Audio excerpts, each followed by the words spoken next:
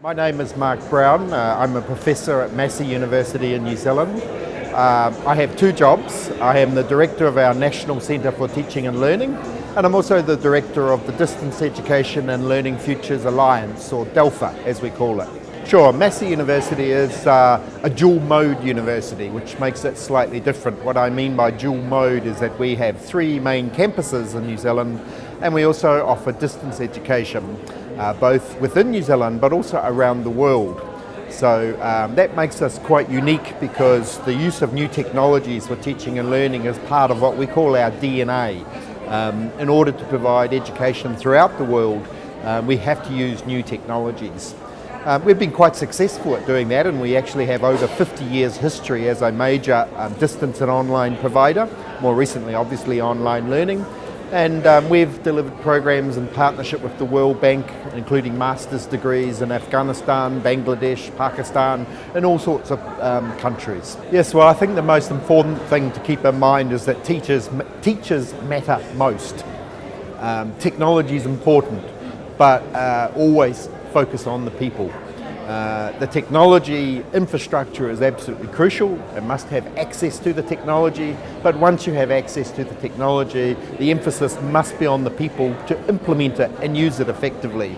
Any technology is doomed to fail if it's not in the hands of skilled teachers, and in some respects there's a real danger that with all the new technologies we now have available, we are sometimes using 1950 style teaching on 21st century networks. Top three things, well, number one is it has to work. And despite what I said about the importance of the people, the technology just has to work. So the infrastructure and the ability for the technology to scale up, particularly on an enterprise level. So that's probably the second part of the number two, if you like, is not only must it work, but it must work on a large scale. Too many cases we see small innovations, very exciting innovations, but they can't be taken to the next step. And then I guess the third point, I'll return to what I've said earlier about the importance of people. At the end of the day, it's the people that will make the real difference.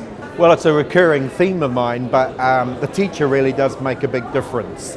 And despite what we hear about digital natives and digital immigrants, much of the literature about the so-called digital native actually doesn't stack up. There's now more and more research showing that digital natives actually aren't what they are claimed to be. And so in order for these students to really learn the skills that we want them to have to be 21st century learners, they need to be guided by a skillful teacher. And most importantly, in terms of engagement, it's the concept of a sense of well-being or a sense of connectedness that the teacher creates in the learning experience. Of course, it's not just the teacher, but it's also fellow students. So the interactions between teachers and students and the kind of culture that's created in the online classroom. Well, the event has been very stimulating. Lots of people from a number of countries. And it's certainly been interesting getting an observation of what's happening in Malaysia in particular around the use of new technologies, ICTs and e-learning.